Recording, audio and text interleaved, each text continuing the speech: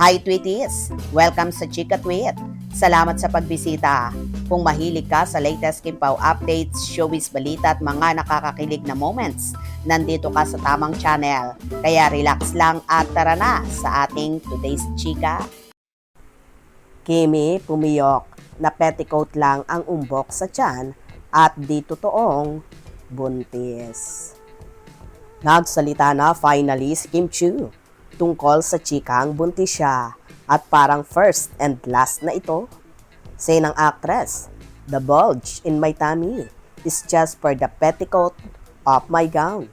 So, don't gossip about me because in the Cebu, usap means to chew, to eat, and get full, not to talk and gossip about the petticoat I am wearing."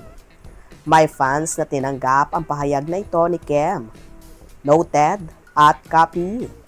Kim ang sagot. May nag-comment pa ng, "Yan kasi, makita lang na nakaumbok sa puson, buntis agad ang hatol. Di muna alaming mabuti."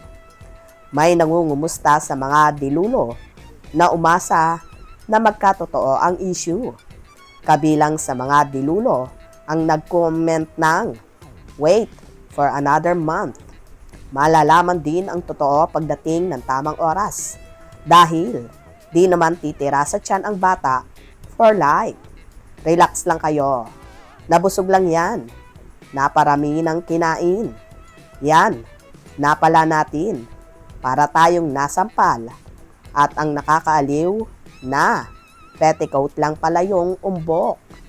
Hehehehe." Samot-sari din ang naging reaction ng mga netizens sa naging performance at pagsayaw ni Kimi sa ASAP na naganap sa Australia.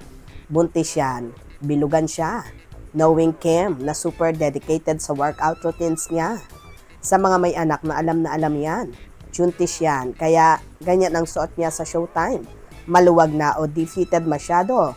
Dito nga sa stage, di siya makatalon.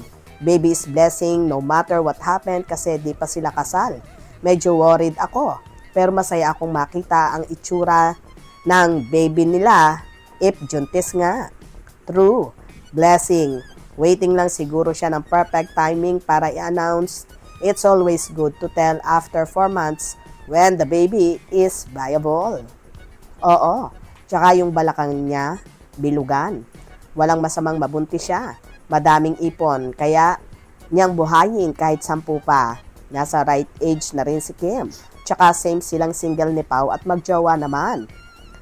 Kaya nila, kaya normal lang yon mabuntis kasi parehas silang healthy.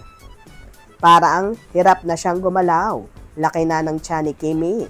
Congrats! Halatang buntis talaga. Ha ha ha ha. Iba yung hataw niya.